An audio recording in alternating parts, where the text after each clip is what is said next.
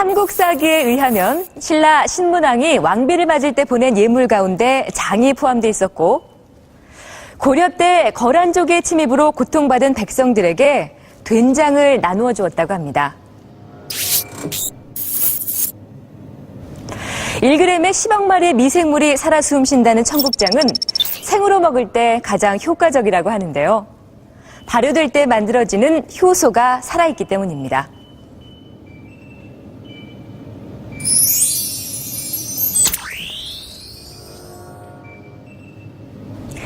효소는 우리가 생각하고 숨을 쉬고 음식물을 소화시키는 등 모든 대사작용에 아주 중요한 역할을 담당하고 있다는데요.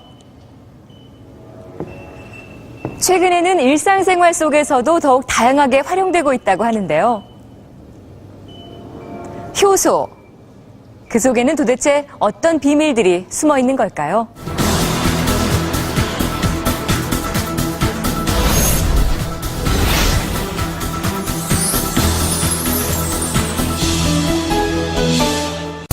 과연 효소는 우리 몸에서 어떤 작용을 하는 것일까? 인체의 모든 활동은 효소에 의해 시작된다. 음식물의 소화부터 우리의 면역체계, 간, 신장, 췌장, 볼 수 있는 능력, 생각하는 것, 심지어 숨 쉬는 것까지도 효소의 도움을 받는다. 때문에 건강한 삶을 살기 위해선 인체 내의 효소 수치를 높게 유지하는 것이 중요하다. 대부분 우리 몸의 대사 반응이나 화학 반응을 일으킬 때 효소가 없이는 이루어지지 않습니다. 예를 들면 미네랄, 비타민, 호르몬 같은 것들도 이런 효소 작용이 있어야 활성형으로 변해서 우리 몸에서 직접 작용하게 되거든요. 그러니까 우리 몸의 대사에 모든 필요한 물질이 효소라고 볼 수 있겠습니다. 살아있는 모든 동물과 식물에 존재하는 효소. 효소는 우리가 섭취하는 음식물의 소화를 도와 영양분이 우리 몸에 흡수되도록 도와주는 역할을 한다. 과일에 많이 들어있다는 효소. 효소는 쓰면 쓸수록 고갈되기 때문에 꾸준히 섭취해주는 것이 중요하다. 그렇다면 과일 중에서도 어떤 과일을 섭취하는 것이 보다 효과적일까? 자연계에 존재하는 여러 가지 효소들이 있는데 우리가 먹을 수 있는 효소를 보통 식품 효소라고 말을 합니다. 그래서 일상적으로는 열매 성분들의 열매에 효소들이 많이 들어 있습니다. 그래서 과일의 열매라든가 채소의 열매, 잎사귀보다는 열매 쪽에 효소가 보통 풍부하게 많이 들어 있고요. 대표적인 것으로서는 파인애플이라든가 배, 사과, 파파인 그런 것들을 예로 들 수 있겠습니다. 변비를 치료할 수 있었을까? 효소가 음식물의 자연 분해를 도와 소화가 쉬워지면 덩달아 췌장액과 위액의 양 또한 적어진다.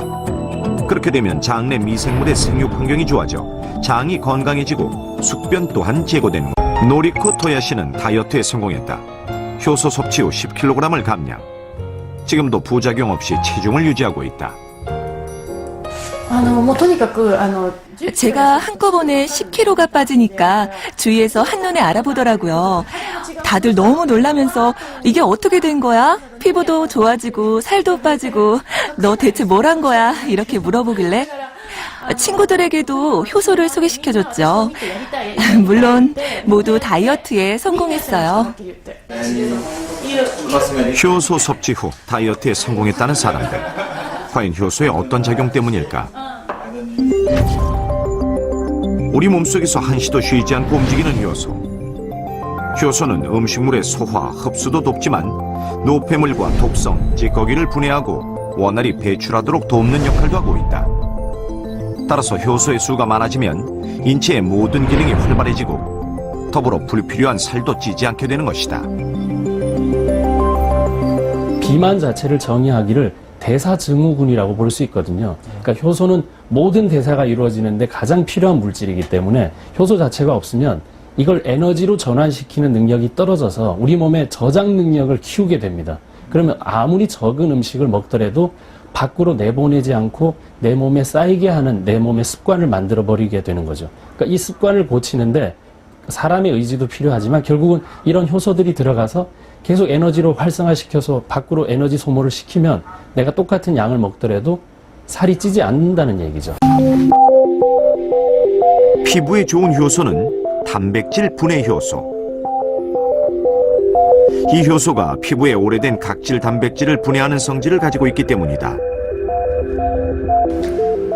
일반적으로 그 피부에 사용되는 그 효소는 단백질 분해 효소가 많습니다.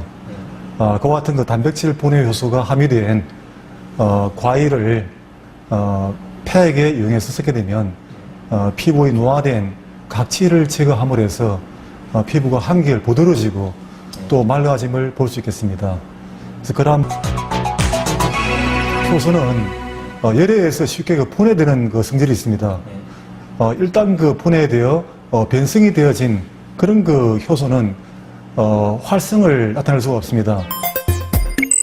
효소가 제대로 작용하기 위해서는 36도에서 37도 정도의 온도를 유지하는 것이 중요하다. 단백질로 이루어진 효소는 60도가 넘으면 열에 파괴되기 때문이다. 사람의 몸이 36도를 유지하는 것 또한 같은 이유다.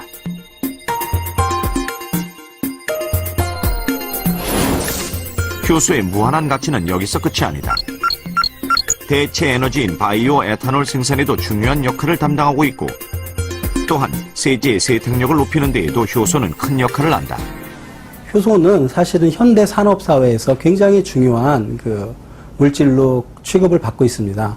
그래서 저희들은 잘 모르고 있지만 사실 저희들이 일상생활에서 효소가 없이는 생활할 수가 없을 정도로 광범위하게 퍼져 있습니다. 사실 효소는 그런 산업계 그리고 우리 일상생활, 의학, 식품 전반에 걸쳐서 널리 사용되는 꼭 필요한 물질인 것이죠.